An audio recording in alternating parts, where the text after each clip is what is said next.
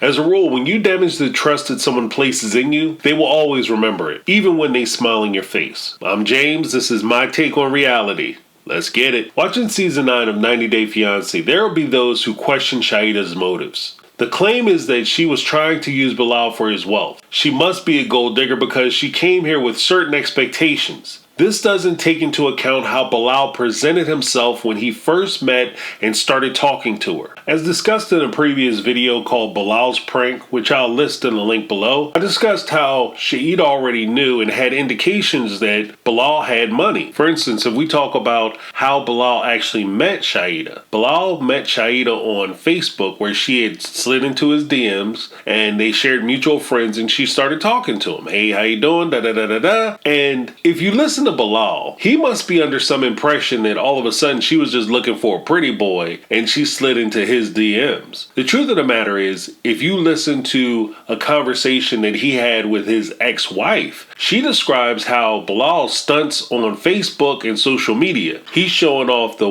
watches, the cars, the house. He's talking about how he's doing these big money moves. Now, this is how Shaeeda actually met him. Now, according to Bilal, they share mutual friends. So if Shaeeda sees a guy and she's kind of curious about him, it's not unrealistic that she would reach out to Bilal's other friends who they share in common and say, hey, what's going on with this guy? He seems like he's pretty put together. What's going on with him? And a friend would say, oh, that guy, man, he's got money. You need to hook up with him. And there you go. After the two of them had had conversations and they had talked for a little while, Bilal decided to make a trip down to Trinidad to spend 7 days to find out if they were compatible. And then at the end, he proposed to her and they became engaged. Now, here's the thing that Bilal didn't share with the audience. When he went down to Trinidad that first time to see her and he spent the 7 days, there's no person on the planet who has two functional brain cells that rub together occasionally who would believe that he didn't go down to meet the girl of his dreams and not show off and present the strongest image that he possibly could. What would that entail? That means that you wear your best suits. That means you wear your best shoes. That means you have your jewelry. You have the belt. You have the car rental. You have the nice hotel. You take her to fine restaurants. When you present yourself to her family, you do it in a way to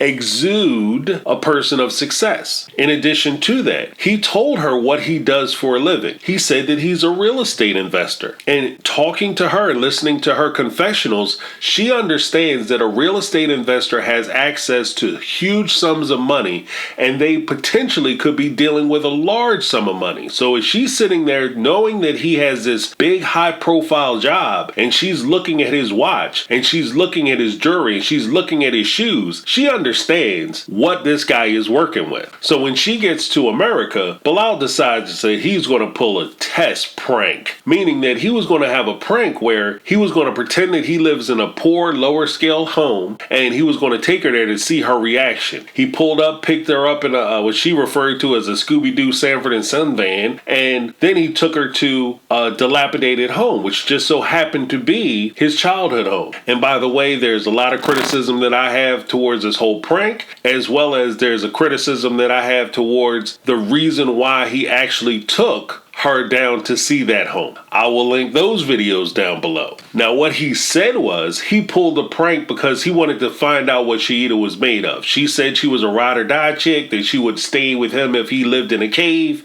etc., etc., and he wanted to put that to the test. But see, the weird thing is, when he proposed this prank as a way to test her loyalty, there were people who nodded along, which is very surprising because nobody pulled him aside and said, hey bruh, this is a bad idea. You might not want to do this because this has all the potentials and all the makings to blow up in your face. Nobody did that. Now, as we watch these 90 Day Fiancé series and all the spinoffs and everything, there's always that question of whether the immigrant person coming to America is doing so because they want to use the American citizen to harvest that American dollar. It's funny to me because we place so much value on the dollar that we forget that there are other types of catfishing. And my question is this: what if Shaeeda would have played a prank on Bilal? What if it was a situation where all of a sudden Shaeeda stopped taking FaceTime messages? What if she no longer wanted to be on video with Bilal? She took his phone calls, she talked to him every day, she sent him emails and all that kind of good stuff, and maybe even pictures of cats. But she never showed a picture of herself for 2 years, specifically specifically while they were in quarantine and all the gyms were closed. Now, every time Bilal asked her, "Hey babe, how you doing? I want to see your pretty face," she did something and she pulled and shuffled and she made some kind of excuse as to why she couldn't do it and why it wasn't appropriate and why she was going to put it off. The same thing Bilal did to her about his house and his cars and how he was living, right? Now, she gets to the airport and she's wearing a fat suit and makeup, and it made her look like she went from maybe 110, 120 pounds all the way up to about 300 pounds. Now, here's my question. Will Bilal sit there and say, "Hey, you know what? I don't care about your weight. I don't care how you look. I'm a ride or die type of dude. So therefore, your looks aren't important to me because it's all about your personality. I'm in love with you, not how you look." Who here thinks he would say that? I don't. If she would have came waddling down that escalator at 300 pounds, Bilal would have turned right around and he would have walked right up to the ticket booth and bought her a return ticket. How do I know this? Because image and impression and the things that he has is too important to him. How about this? If he wouldn't have put her on a plane right away, he might have took her to the house where his mom and them grew up. But at the end of the day, she never would have saw that big house. As I mentioned before, what kind of relationship test is this anyway? He surprised her, knowing she was expecting something else. He knew she was expecting something else because it was the only way this joke would work. She had to believe that he was well off. There's another excellent point that a member of the My Take on Reality family brought up. If you follow along the logic of what the prank actually was, the foundation of the joke is it starts out with a guy who is well put together, he has a high profile job, and he has a lot of expensive stuff. And she knew that he had a lot of expensive stuff. Perhaps you could claim that his wealth was a casualty of the pandemic, but it could also be an indication that he lost his money due to something else. For instance, he could be a guy who is just extremely bad with money. I mean, truth of the matter is you could have a high profile job and make all kinds of crazy money. And at the end of the day, you blow that money. Every time you get a check, you spend that check. And every time you get a card or a card offer, you sign up and get that card and run that card all the way up to the limits. Not to mention, it would always call into question, if you have all this money that you're supposed to be making and you have all these nice things, are you just spending your money on these nice things, or do you have other problems? Are there other issues that I'm just not aware of? I mean, this guy might be hooked on substances for all you know, and that's where all his money is going. I mean, when he shows up to pick you up from the airport, he's not driving a nice car, he's driving a work van and he's got on a pair of jeans and a t-shirt. Whereas last time you saw him, he had on a $5,000 watch, he was wearing maybe a $10,000 suit, he had on some nice shoes, and he was taking you to hotels and all that. Hey, maybe this guy is in trouble. And it begs the question, do I want to get in bed with this guy and get in trouble with him? Specifically when you don't have to. The day after Bilal picked her up from the airport, you could tell he was still in his feelings. This clown went and got a dang on t-shirt that said, "Be grateful," because he was criticizing her. And in her apology to him for her reaction, because of the shock of what she was expecting versus what he had presented her with, she had said something which I thought was a tremendously strong point. She said that during the 90 days, she is 100% relying on him to take care of her. That's a lot of trust for you to put into a relative stranger. At this point, I took off my Take on Reality hat and I put on my fatherly hat. I tell my daughter all the time, don't go anywhere unless you can pay your own way and you have a way to get home safely. Period. See, the odd part is that when these people come internationally to America, they don't have the opportunity really to be able to pay their own way and go out and get a job and take care of themselves. They are 100% reliant on the person who is sponsoring them to come to the country. This is a lot of trust. Only for her to realize that the person that she is placing so much trust in doesn't trust her at all. What's worse, I kind of get the feeling that Bilal wants Shaeeda to beg and grovel at his feet. To Bilal and anybody like him, here's the thing, Playboys. If all you want to be is the provider, you can't be angry when all they look to you for is provision. This also means when you can no longer provide, then you have outlived your usefulness. Loyalty cannot grow and live in that space. In my opinion, relationships should be more than that. Now, the brass tacks of it all is Bilal calls it a prank, but in reality, he lied to her. Now she has grounds to question everything he says from that point forward. On his channel, we discuss all the time about the power of communication and being being open and honest with your partner, and how that is a tool to help you move forward. If Bilal had questions and he went directly to Shaeeda and started asking those questions, not only would he possibly get the answer if he could trust himself to discern whether she's actually telling the truth, but there would be no room where she would ever question